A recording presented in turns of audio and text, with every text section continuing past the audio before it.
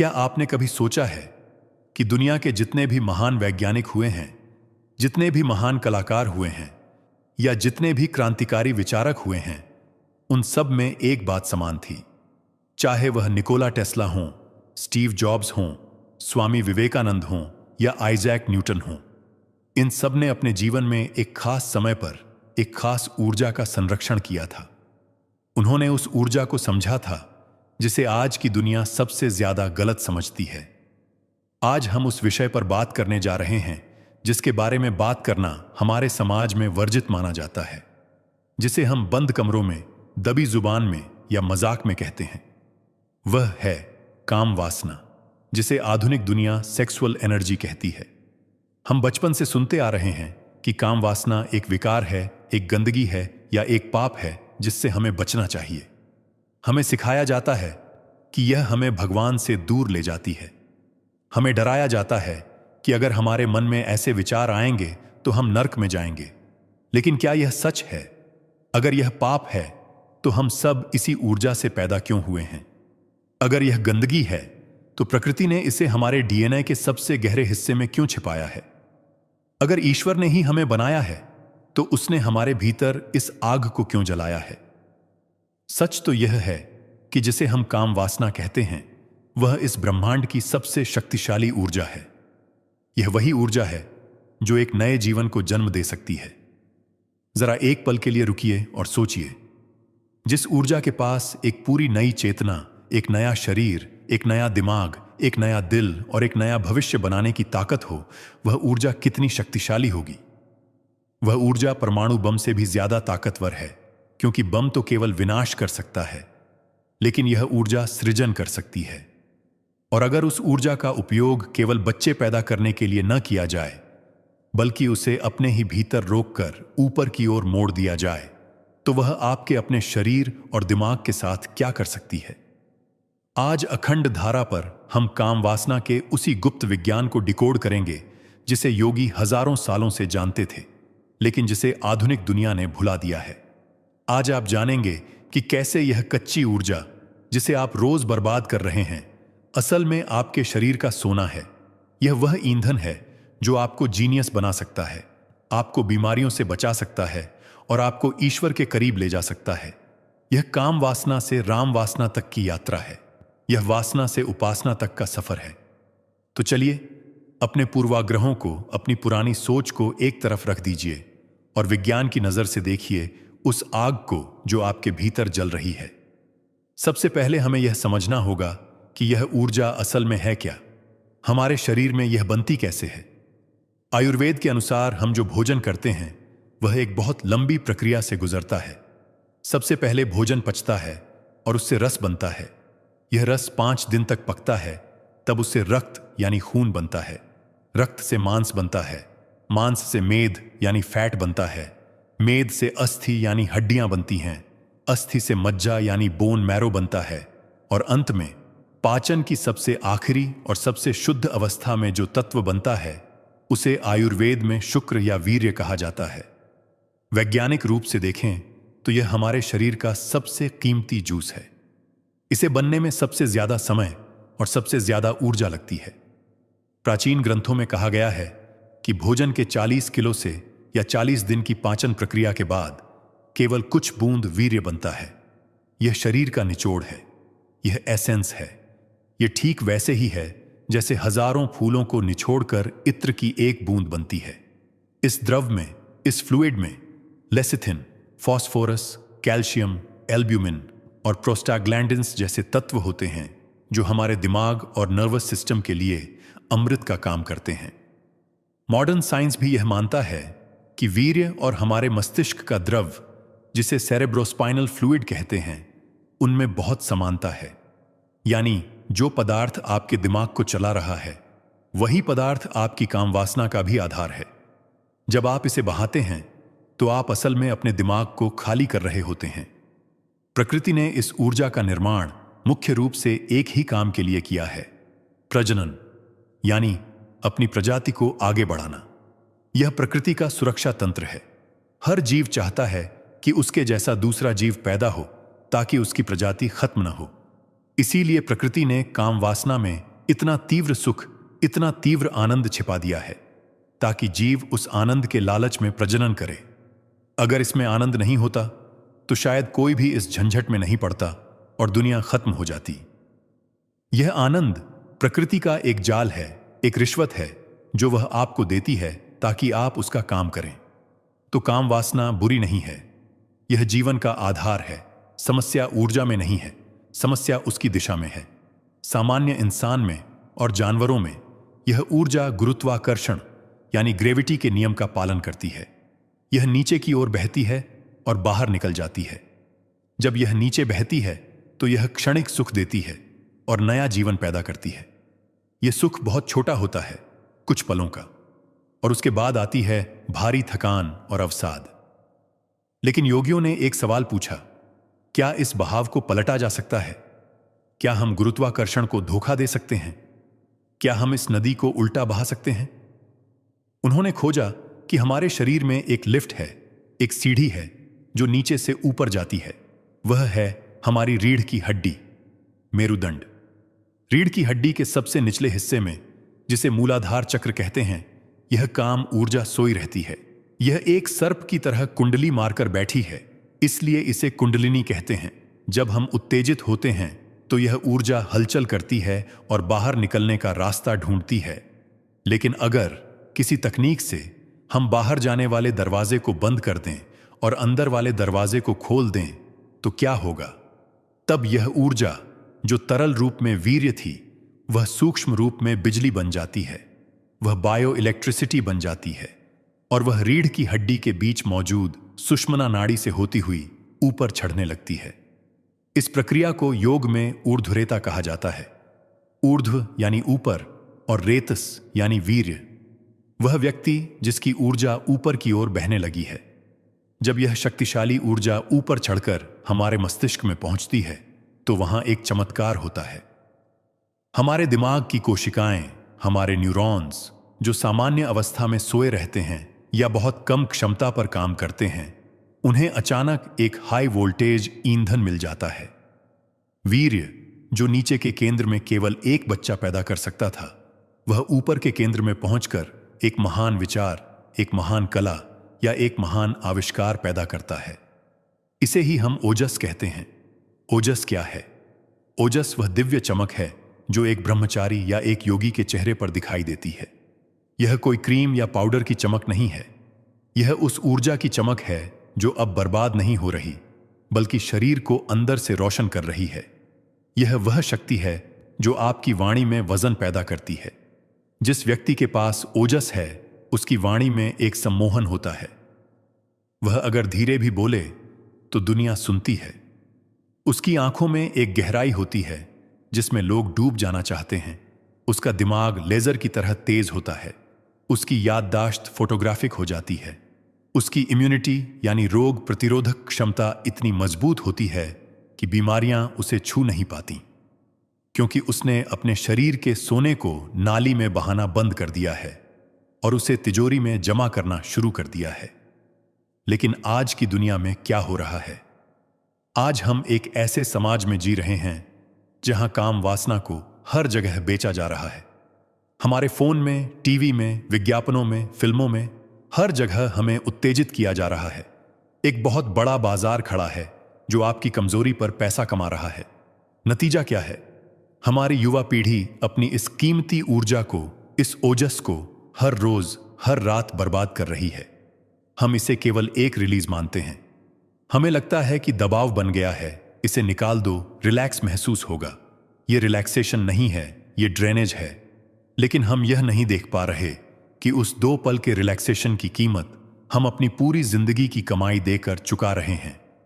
जब आप इस ऊर्जा को शरीर से बाहर फेंकते हैं तो आप केवल एक तरल पदार्थ नहीं खोते, आप अपनी जीवन शक्ति, अपना प्राण खोते हैं। क्या आपने कभी गौर किया है कि काम क्रिया के बाद शरीर कितना थक जाता है?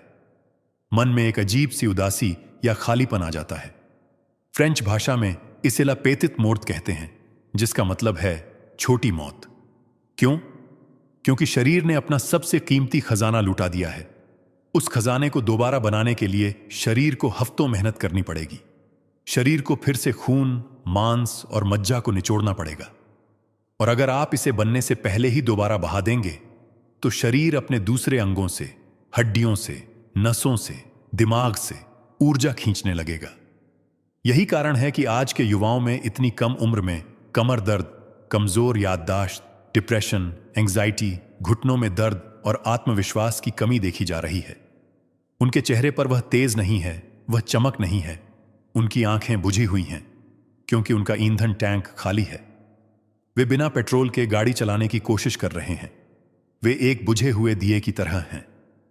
मनोविज्ञान कहता है कि काम वासना और रचनात्मकता यानी क्रिएटिविटी एक ही सिक्के के दो पहलू हैं। नेपोलियन हिल ने अपनी प्रसिद्ध किताब थिंक एंड ग्रो रिच में एक पूरा अध्याय लिखा है सेक्स ट्रांसम्यूटेशन पर। उन्होंने सैकड़ों सफल लोगों का इंटरव्यू लिया और पाया कि जो लोग अपनी सेक्सुअल ऊर्जा को कंट्रोल करके उसे अपने लक्ष्य की ओर मोड़ देते हैं, वे ही इतिहास रचते हैं। जब आप किसी महान एथलीट को देखते हैं, किसी बॉक्सर को देखते हैं, तो आप पाएंगे कि बड़े मैच से पहले वे हफ्तों तक ब्रह्मचर्य का पालन करते हैं। क्यों? क्योंकि वे जानते हैं कि अगर उन्होंने वह ऊर्जा बहा दी तो उनके शरीर में वह आक्रामकता, वह किलर इंस्टिंक्ट नहीं रहेगी जो जीतने के लिए जरूरी है। स्टीव जॉब्स या माइक टायसन जैसे लोगों ने अपने संघर्ष के दिनों में ब्रह्मचर्य का पालन किया था ताकि वे उस आक्रामक ऊर्जा का उपयोग अपने काम में कर सकें। जब आप काम वासना को दबाते नहीं बल्कि उसका रूपांतरण करते हैं तो वह ऊर्जा आपके काम में, आपकी कला में, आपके व्यापार में उतरने लगती है। आप थकते नहीं हैं।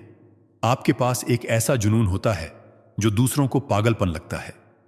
आप रात रात भर जागकर काम कर सकते हैं क्योंकि आपके पास ऊर्जा का बैकअप है। लेकिन यहां एक बहुत बड़ी सावधानी की जरूरत है और यहीं पर लोग गलती करते हैं। दमन बनाम रूपांतरण, सप्रेशन वर्सेस ट्रांसफॉर्मेशन। ब्रह्मचर्य का मतलब काम वासना को दबाना नहीं है। हमारे समाज में सिखाया जाता है कि सेक्स के बारे में सोचना पाप है, इसे मन से निकाल दो, अपने आप को कमरे में बंद कर लो।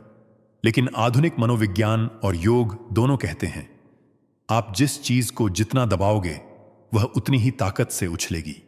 स्प्रिंग को जितना दबाओगे वह उतना ही ऊपर कूदेगी। अगर आप जबरदस्ती अपने मन को रोकेंगे तो वह ऊर्जा अंदर ही अंदर सड़ने लगेगी। वह कुंठा बन जाएगी, वह गुस्सा बन जाएगी, वह हिंसा बन जाएगी या वह किसी मानसिक बीमारी का रूप ले लेगी। बहुत से लोग जो जबरदस्ती ब्रह्मचारी बनने की कोशिश करते हैं वे चिड़चिड़े और गुस्सैल हो जाते हैं। वे दूसरों से नफरत करने लगते हैं। क्यों? क्योंकि उनके पास ऊर्जा का बहुत बड़ा भंडार इकट्ठा हो गया है, एक बांध बन गया है, लेकिन उन्हें उसे ऊपर चढ़ाने की तकनीक नहीं पता। यह वैसा ही है जैसे आप एक प्रेशर कुकर की सीटी बंद कर दें और नीचे से आग जलाते रहें। कुकर फट जाएगा। हमें सीटी बंद नहीं करनी है, हमें उस भाप का इस्तेमाल इंजन चलाने में करना है। हमें बांध को तोड़ना नहीं है, हमें उससे नहर निकालकर खेतों में ले जाना है। तो सवाल यह है कि इस ऊर्जा को ऊपर कैसे चढ़ाएं, इसे ओजस में कैसे बदलें, इसकी प्रैक्टिकल तकनीकें क्या हैं? इसके लिए योग में बहुत सटीक विज्ञान है। सबसे पहली और सबसे महत्वपूर्ण तकनीक है रीढ़ की हड्डी को सीधा रखना। जैसे हमने पिछले वीडियो में बात की थी, रीढ़ की हड्डी वह पाइपलाइन है जिससे ऊर्जा ऊपर जाती है। अगर पाइप मुड़ा हुआ है तो पानी ऊपर नहीं जाएगा। हम अक्सर सोफे पर झुककर बैठते हैं, बिस्तर पर टेढ़े होकर लेटते हैं। जब आप झुककर बैठते हैं तो आपके पेट के निचले हिस्से पर दबाव पड़ता है और काम ऊर्जा मूलाधार चक्र में ही फंसी रह जाती है। वहां वह गर्मी पैदा करती है और काम वासना के रूप में आपको परेशान करती है। लेकिन जैसे ही आप रीढ़ सीधी करते हैं, सीना तानते हैं और गर्दन सीधी करते हैं, रास्ता खुल जाता है और ऊर्जा का प्राकृतिक प्रवाह ऊपर की ओर होने लगता है। आप खुद महसूस करेंगे कि सीधा बैठते ही वासना के विचार कम होने लगते हैं। दूसरी तकनीक है सांस का विज्ञान। काम वासना और सांस का बहुत गहरा संबंध है। क्या आपने कभी ध्यान दिया है कि जब आप कामुक विचारों में होते हैं तो आपकी सांसें कैसी होती हैं? वे तेज, उथली और अनियमित हो जाती हैं। और जब आप शांत होते हैं तो सांसें गहरी और धीमी होती हैं। योगी कहते हैं कि अगर आप अपनी सांसों को बदल दें तो आप अपनी ऊर्जा को बदल सकते हैं। जब भी आपको लगे कि काम ऊर्जा आप पर हावी हो रही है, अपनी सांसों को गहरा कर लें। एक खास प्राणायाम है जिसे महाबंध या मूलबंध कहते हैं। इसमें शरीर के निचले हिस्से यानी गुदाद्वार को सिकोड़कर ऊपर की ओर खींचा जाता है। यह एक फिजिकल लॉक है जो ऊर्जा को नीचे बहने से रोकता है और उसे ऊपर धकेलता है। यह हाइड्रोलिक पंप की तरह काम करता है। इसे अश्विनी मुद्रा भी कहते हैं, जैसे घोड़ा अपनी ऊर्जा को कंट्रोल करता है। जब आप इस मुद्रा का अभ्यास करते हैं तो वीर्य की गति ऊपर की ओर हो जाती है। तीसरा रहस्य है ठंडा पानी। योगी हमेशा ठंडे पानी से स्नान करते हैं। क्यों? क्योंकि ठंडा पानी आपके नर्वस सिस्टम को एक झटका देता है। यह आपके शरीर की गर्मी को शांत करता है। जब आप ठंडे पानी को अपनी रीढ़ की हड्डी पर डालते हैं तो यह वेगस नर्व को उत्तेजित करता है और कामुक विचारों को तुरंत रोकता है। इसे हाइड्रोथेरेपी कहते हैं। गर्म पानी से नहाना आरामदायक हो सकता है, लेकिन यह कामुकता को बढ़ा सकता है क्योंकि यह शरीर में गर्मी पैदा करता है। अगर आप ब्रह्मचर्य का पालन करना चाहते हैं तो ठंडे पानी को अपना मित्र बना लें। चौथा रहस्य है विचारों का आहार और संगति। हम जैसा अन्न खाते हैं वैसा मन बनता है, लेकिन हम जैसा देखते और सुनते हैं वैसी ही हमारी ऊर्जा बनती है। आजकल हम अपनी आंखों से, कानों से कामुक सामग्री का सेवन कर रहे हैं। Social media, web series, reels, ये सब डोपामाइन का एक ऐसा लूप बना देते हैं कि हमें उसकी लत लग जाती है। डोपामाइन वह केमिकल है जो आपको कहता है और चाहिए और चाहिए। ब्रह्मचर्य का पालन करने वाले के लिए यह अनिवार्य है कि वह अपने इनपुट को बदले। अगर आप दिन भर कचरा अंदर डालेंगे तो आप उससे ओजस नहीं बना सकते। जब आप सात्विक भोजन करते हैं, ताजा फल, सब्जियां, दूध, तो शरीर में जो वीर्य बनता है उसकी क्वालिटी अलग होती है। वह ठंडी प्रकृति का होता है। वह उत्तेजना पैदा नहीं करता, वह स्थिरता पैदा करता है। लेकिन अगर आप राजसिक और तामसिक भोजन करते हैं, जैसे बहुत ज्यादा मिर्च मसाला, मांस, लहसुन, प्याज, तो आयुर्वेद कहता है कि ये चीजें शरीर में गर्मी पैदा करती हैं। लहसुन और प्याज को कामोत्तेजक माना गया है, इसीलिए साधु संत इनका परहेज करते हैं। यह भोजन वीर्य को पतला करता है और मन को चंचल बनाता है। अब एक बहुत गहरे आध्यात्मिक सत्य की ओर चलते हैं। शिव और शक्ति का मिलन। हमारे शरीर का बायां हिस्सा शक्ति, स्त्री है, और दायां हिस्सा शिव, पुरुष है, काम वासना। असल में इन दो ध्रुवों के मिलन की तड़प है। जब एक पुरुष एक स्त्री को चाहता है तो वह असल में अपनी ही खोई हुई नारी ऊर्जा को बाहर ढूंढ रहा होता है और स्त्री अपनी पुरुष ऊर्जा को ढूंढ रही होती है। यह बाहर का मिलन क्षणिक सुख देता है, लेकिन योगी अपने भीतर ही शिव और शक्ति का मिलन करा देता है। जब कुंडलिनी ऊर्जा शक्ति ऊपर उठकर सहस्रार में बैठे शिव से मिलती है तो वह परम आनंद घटित होता है। उस आनंद के सामने शारीरिक मिलन का सुख फीका पड़ जाता है। संतों ने उस आनंद को ब्रह्मानंद कहा है। यह एक ऐसा नशा है जो कभी नहीं उतरता।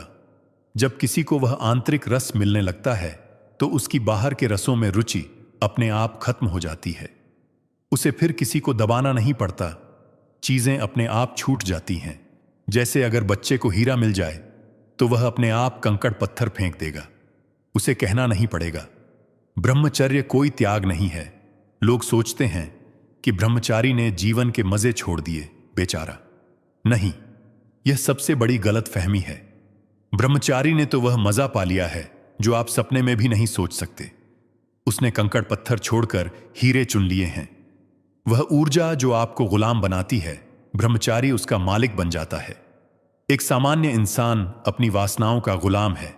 एक छोटी सी तस्वीर, एक छोटा सा विचार उसे हिला सकता है। उसकी डोर किसी और के हाथ में है। लेकिन जिसने अपनी ऊर्जा को ओजस बना लिया वह सम्राट है, वह अपनी मर्जी का मालिक है। अब आप पूछेंगे कि क्या हमें शादी नहीं करनी चाहिए? क्या गृहस्थ जीवन गलत है? बिल्कुल नहीं। हमारे अर्षियों ने गृहस्थ जीवन को सबसे ऊंचा आश्रम माना है, लेकिन उन्होंने कहा है कि काम वासना का उपयोग संतान उत्पत्ति और प्रेम के लिए होना चाहिए, न कि केवल मनोरंजन के लिए। एक गृहस्थ भी अपनी ऊर्जा को संरक्षित कर सकता है। वह भी संयम के साथ ओजस का निर्माण कर सकता है। इसे गृहस्थ ब्रह्मचर्य कहते हैं। नियम यह है आवश्यकता और विलासिता के बीच का अंतर समझना।